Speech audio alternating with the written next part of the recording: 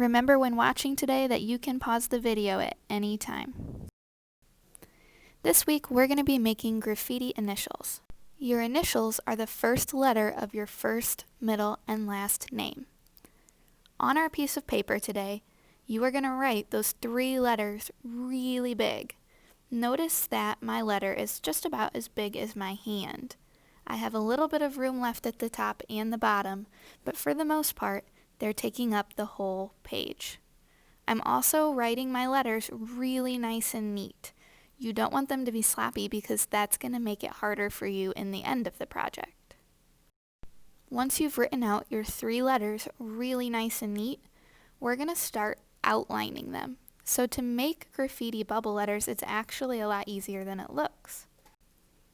All you have to do is outline that letter that you just wrote.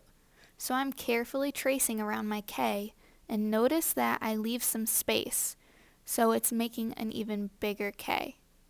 You're probably going to have to give it a few tries because it's not always going to be perfect on your first go.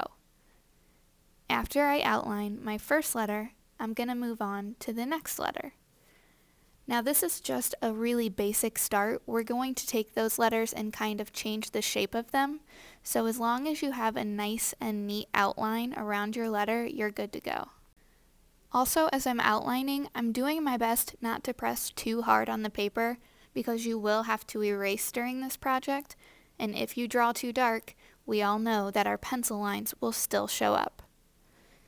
Now that I'm on my last letter, I'm continuing to just trace around it, and once again, it doesn't have to be perfect on the first try because we are going to be erasing things and kind of warping the shape of our letters. After I have outlined all of my letters, I'm going to take an eraser and go in and erase that letter that's in the center now. You want to try to erase it as best as you can so that it doesn't show up when we're drawing later. If you follow the directions correctly, you'll see that you now have a bubble letter. It's actually a lot easier than you would think.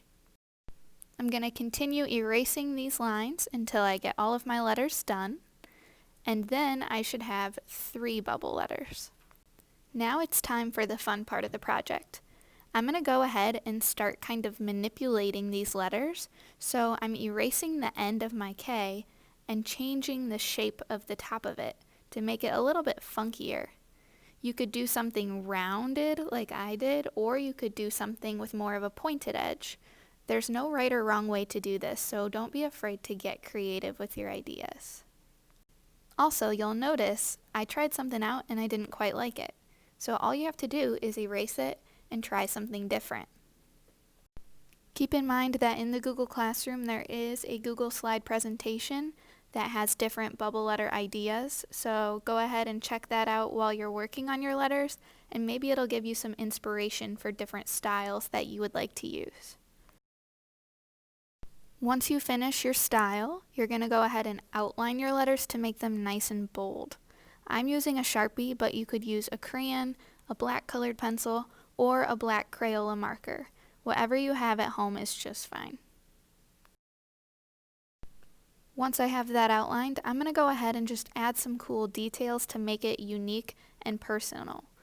I'm going in with some simple lines around the letters just to make them stand out a bit more.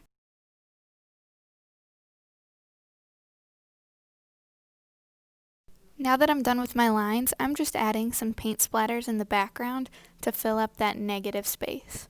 You don't have to do paint splatters like me. You could get creative and think of something different like a sports theme, or maybe a theme that is something you're interested in. However, keep in mind when you are making designs, try to keep it big and simple so that when we're adding color, it'll be easy. Lastly, I'm just going to go in and add some simple polka dots inside of my letters to make them pop out a bit more. Once again, you don't have to do polka dots, you could do a different idea, but this is just going to give my drawing some more character. Once you've drawn your letters and outlined them, I'm going to ask you to go ahead and stop for the day and put your project in a safe place. I know it's tempting to start adding color, but next week we're going to talk about some different techniques and styles that we can add to our drawing. Once you have put your drawing away though, I need you to go back into the Google Classroom and make sure that you've marked today's assignment as done so that I can mark you off for attendance and know that you have completed our drawing assignment.